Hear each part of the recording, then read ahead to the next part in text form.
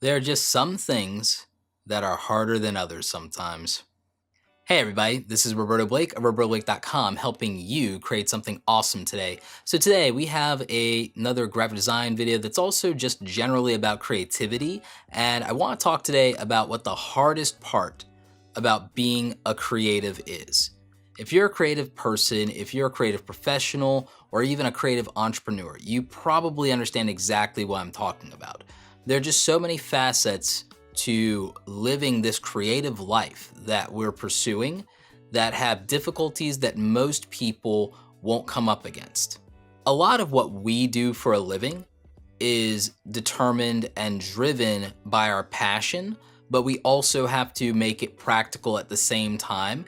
And the thing is that a lot of people, what they're doing is solely in the realm of practicality. They're not doing it because they like it. It's not what they necessarily wake up for every single day. There are very few people that are in that situation, but creatives, if they're working in the creative industry, they have that.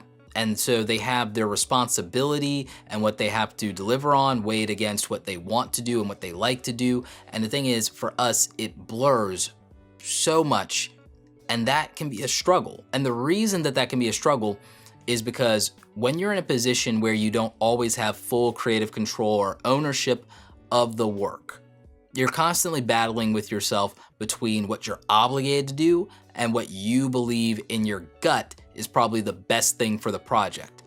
And that's a really hard position to be in sometimes. One of the things I know that I used to struggle with a lot is when I had to justify a decision that I was making from the perspective of a creative, and I'm still keeping, say, an end user in mind, but then I have somebody in between in management or even as a client that disagrees with that thesis, disagrees with that point of view, and they have their point of view that they're interjecting, but they're not the executioner or practitioner. They don't understand the creative part of it, but then they also are thinking about themselves more than the end user or the customer.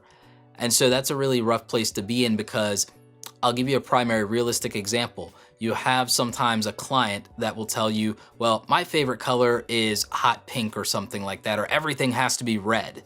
And the reality is that in a situation where they're saying their favorite color is hot pink, but the brand is gender neutral, the brand is actually for both men and women, that doesn't jive. And so when you try to sell them on, well, let's go with this purple, or let's go with this mauve, or let's go with maroon, like, they still don't want to hear it sometimes because they want what they want, and they feel that because they're writing the check and they're in charge, or it's their project, that that should overrule everything, when their own goals and intentions are what should overrule everything. Meaning, it's like, do you want to love this thing that you're looking at, or do you want to make money?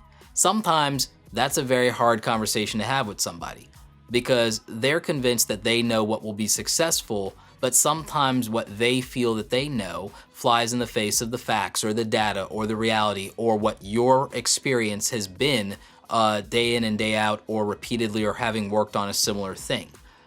And so ultimately, we know what happens. As creatives, a lot of times we just bow to what the client or what the employer wants, even if we know that it's technically not correct, or even if everyone in the room disagrees with it. Even the other people in positions alongside them sometimes can disagree with. They're the final decision maker. Well, that's it. And then the market decides from there.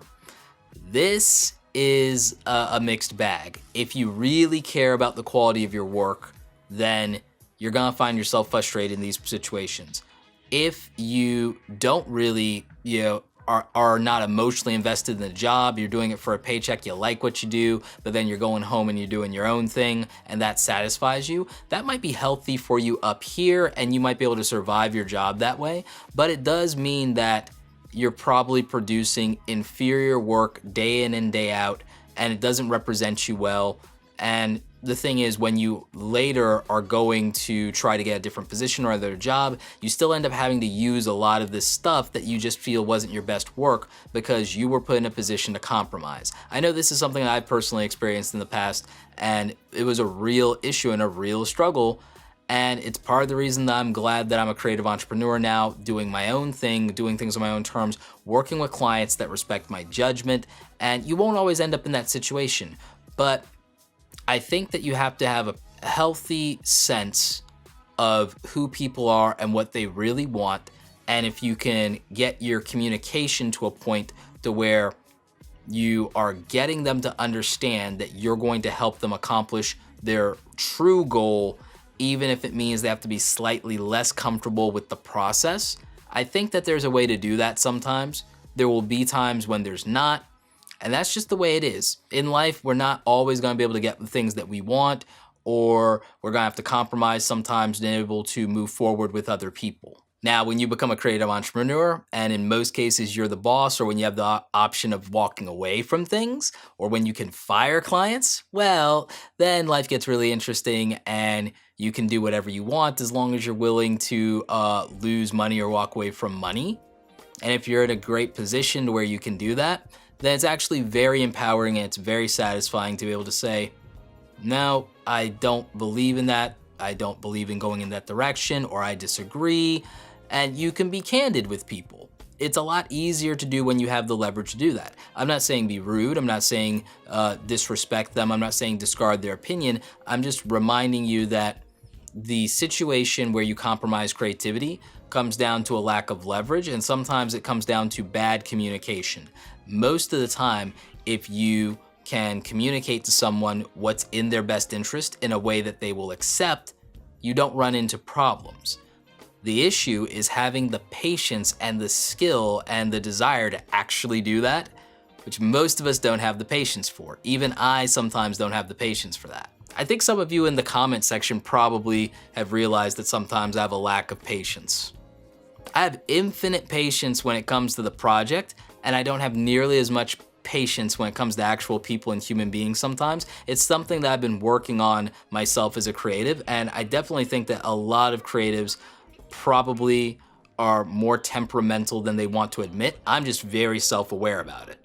Anyway, I'd love to know your thoughts. What do you think the hardest part of being a creative is, whether you're a designer, an artist, an illustrator, a writer, a photographer? What do you really feel the hardest part of being a creative is? Do you think, like me, that comes down to the struggle and the compromise of what you have to do in terms of the work, and then what you really want to do, or what you think is not compromising? Or do you think that there's other issues that are more challenging than that as a creative? Do you think that maybe selling yourself as a creative is actually the biggest challenge, or the thing that you struggle with the most? I'd love to hear about it in the comment section.